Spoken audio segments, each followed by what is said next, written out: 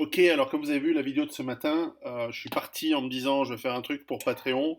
Puis au fur et à mesure de la vidéo, c'est devenu un truc entre guillemets avec beaucoup de modestie d'utilité publique et je l'ai mise en public. Bon, alors celle-ci elle est pour vous.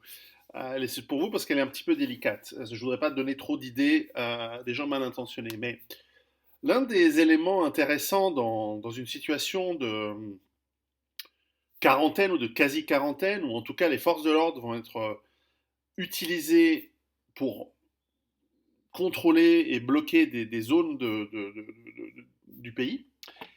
Et ce faisant, comme elles sont en faible nombre, et en plus ils vont être malades, leur nombre, leur fatigue, enfin leur nombre va baisser, leur fatigue va augmenter avec le temps.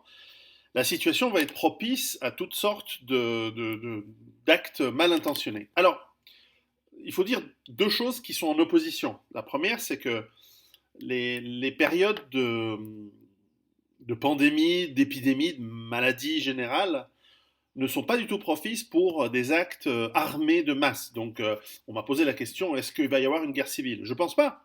Parce que, en fait, les épidémies, elles ont d'ailleurs été utilisées dans les guerres, dans les sièges, pour affaiblir les assiégés, en envoyant souvent des cadavres d'animaux, d'humains contaminés, ou en contaminant les eaux, etc.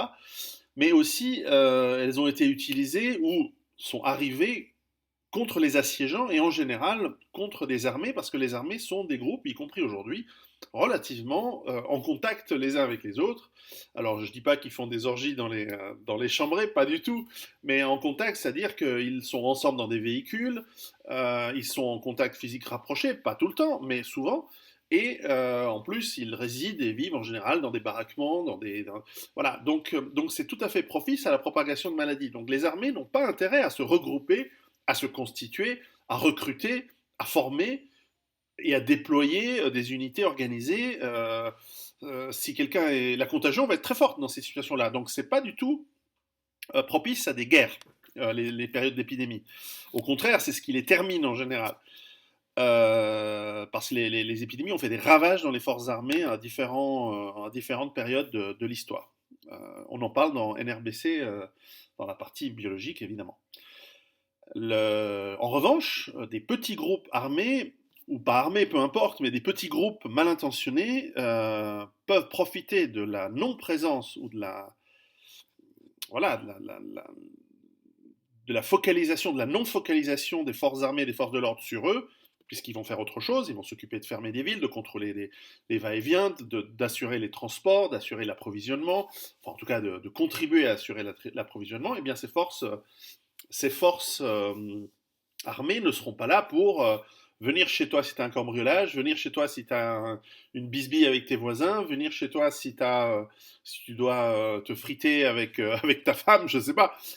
Toutes sortes de petits cas euh, de la vie dans lesquels les forces de l'ordre interviennent. Euh, ils interviendront très très lentement, en retard ou pas du tout. Et puis il y a les cambriolages, les coups de force armée, le brigandage, les braquages, etc., qui eux vont pouvoir augmenter. Et puis il y a un autre élément qui risque d'être pénible, c'est que les, les approvisionnements en drogue vont ralentir.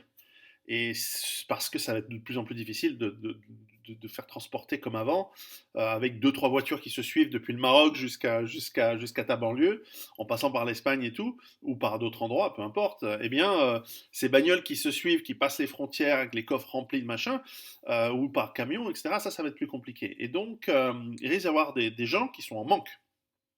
On parlait des médicaments dans une autre vidéo. Il faudra ajouter à ceux-ci d'ailleurs les antidépresseurs. Je ne sais pas où ils sont fabriqués. S'il en manque, que vont devenir les gens sous antidépresseurs? Mais ça, c'est un autre sujet. Le sujet de la criminalité, c'est que les criminels sans source de revenus vont peut-être s'énerver et passer à d'autres formes de rapine. Et sans source de revenus de drogue, par exemple, ou de trafic divers. Déjà que la prostitution, elle marche plus parce que qui a envie d'aller aux putes et propager le virus, si en plus tu pourras pas sortir de chez toi, ça va être encore plus difficile. Et puis, il y a aussi le fait simplement de savoir que si les flics sont pas là, tu vas y aller, quoi. Tu vas aller cambrioler, tu vas aller braquer des banques, tu vas aller faire le con. Et là, c'est encore une fois la responsabilité du citoyen de s'interposer et d'être la première ligne de défense. Et normalement, vous savez quoi faire. Donc, en respectant la loi, en étant en légitime défense, tout ça, tout ça, tout ça. Mais normalement, vous savez quoi faire. Donc, faites gaffe à ça aussi. C'est quelque chose qui risque d'augmenter ces prochains temps. Bien que les criminels aussi tombent malades, les criminels aussi seront contaminés, les criminels aussi vont mourir, surtout s'ils sont âgés, du virus. Mais en général, les criminels sont jeunes.